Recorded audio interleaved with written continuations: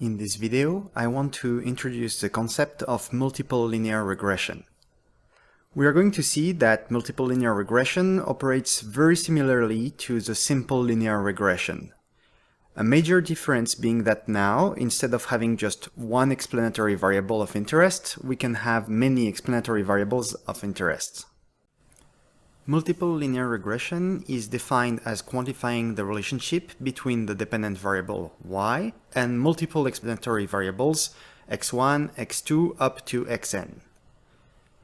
This results in an equation that produces the expected or predicted value for y for any set of predictor variables. As we can see, at the start, it looks very similar to what we had with simple linear regression, and that is, the expected value of y equals the intercept plus slope 1 times x1.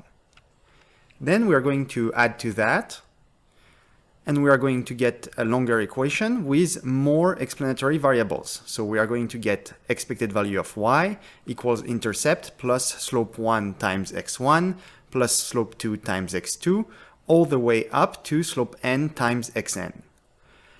Now we have many potential predictor variables, and multiple linear regression by definition will have at least two, but can have more.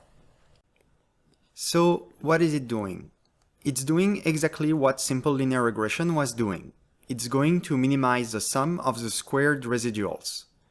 The equation we have here still produces an expected value for y. We can of course have a sample with observed value for y, and the residuals are equal to the observed value minus the predicted value.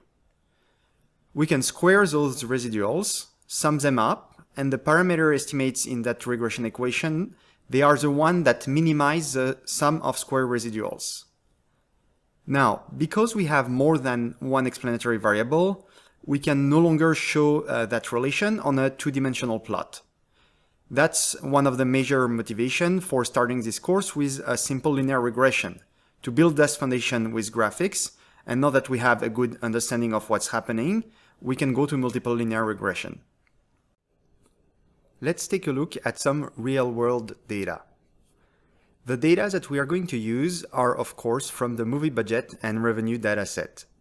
What we have been doing so far with this dataset was simply using the film's budget to predict revenue. What we have found was that budget and revenues have a positive relationship. What could we do now? We could add additional explanatory variables. We might do that to simply get a better prediction of what film revenues would be, or maybe to understand what other factors play a role outside of just the film's budget. As long as we have data on these additional explanatory variables, we can do that very easily with our multiple linear regression. In this case, we do have some additional variables, which include the year the movie was released. From the graph on the left, we can see that the year of release appears to have a negative relationship with revenues. So, on average, revenues tend to be decreasing over time. On the contrary, if we look at the graph on the right, there appears to be a positive relationship between budgets and release year. So on average, budgets tend to increase over time.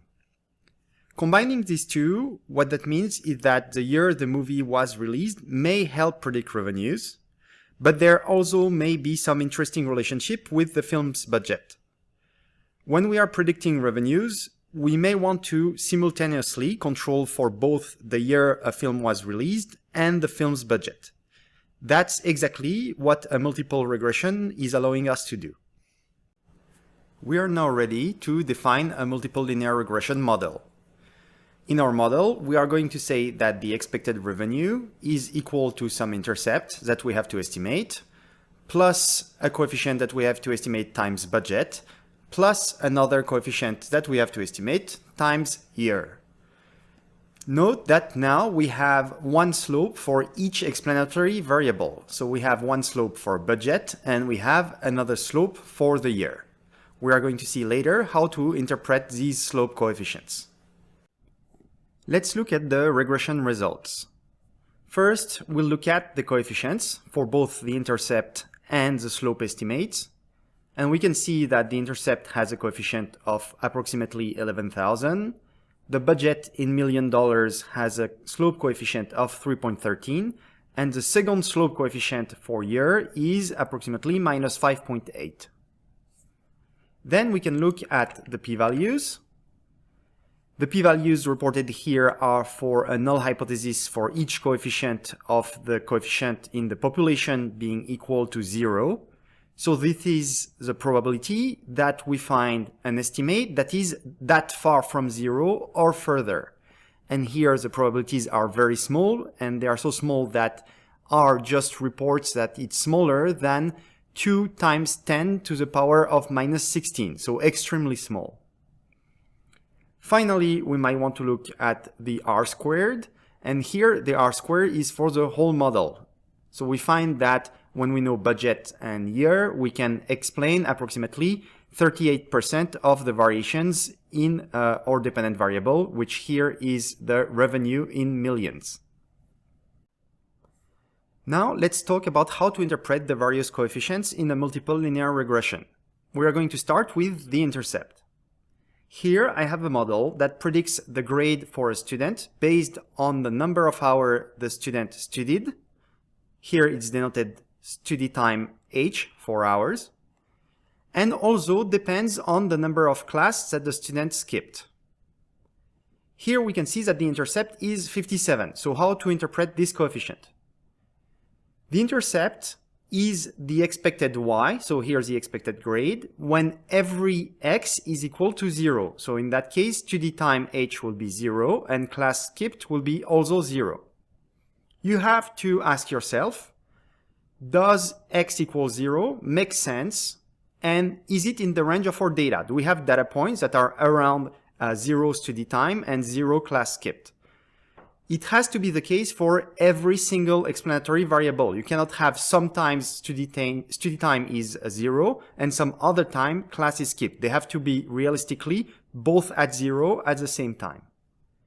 In that case, the interpretation would be, on average, when a student spent 0 hours studying and skipped 0 classes, we expect their grade to be 57 points, everything else being equal. On the contrary, if x equals 0 makes no sense or is not within the range of our data for at least one of the explanatory variable, and again it has to be 0 at the same time for both study time and class skipped, in that case we would say that we shouldn't extrapolate. So for instance, we would say a study time of 0 it's not in the range of our data, so we shouldn't extrapolate what this coefficient would mean. In the same way, it could be unrealistic. In that case, we change not in the range of our data by unrealistic, or not in the range of our data and also unrealistic. In these examples, it was study time of 0, not being realistic or not being in the range of our data. If it were instead class skipped, we would replace study time by class skipped. If they could be 0 but not at the same time, in that case, we would say that a student having a study time of 0 and also 0 class skipped is not in the range of our data and we shouldn't extrapolate. We have seen how to interpret an intercept coefficient. Let's talk about slope coefficients. In multiple linear regression, there are several slope coefficients, so we should interpret them one by one. A slope coefficient is the expected change in our predicted y for a change in the corresponding x, while every single other x stays the same, and that is important. So if we are interpreting 5.2, which is the coefficient for study time, it means that when we are interpreting this coefficient, class skipped does not change. We are just looking at the change of study time, keeping class skipped fixed. So our interpretation is, on average, an increase in study time by 1 hour is associated with an increase in grade by 5.2 points, everything else being equal. And here, the everything else being equal is important. It means that class skip did not change. If we are comparing two students, we are comparing two students with the same number of class skipped. Now let's talk about the interpretation of R-squared. R-squared is the share of variations in y that we can explain with the whole model. That is when we know the value of every single x at the same time. For instance, if R-squared equals 0.245, we would say, with this model, we can explain 24.5% of the variations in grades by looking at the variations in both the number of hours of study and the number of class skipped. Finally, let's talk about the interpretation of p-values. You have one p-value for each of the coefficients. Each of them is interpreted as follows. It's the probability that we find an estimated coefficient that is at least that far from the population value, if the population value were the one in H0. Here we see that for the intercept, the p-value is less than 0.001, when H0 is that the true intercept is 0. For study time, it's also less than 0.001, and for class skipped, it's 0.042. All of these are with the same hypothesis that the corresponding coefficient is equal to 0 in the population. Here are two possible interpretations. So for a coefficient which is less than 0.001, we would say if the true population coefficient, for instance, study time beta equals 0, there is a probability of less than 0.1% that the estimated coefficient for the study time in hours is that far from 0. If we have a different H0 hypothesis, like beta equals 5, then we would change that 0 into a 5. Now, when we have a p-value that is not less than some number, we just replace it with the actual percentage. So if the population coefficient for beta class skipped equals 0, there is a probability of 4.2% that the estimated coefficient for the number of class skipped is that far from 0. I hope this makes all the interpretation more clear, and we're going to move to the next video.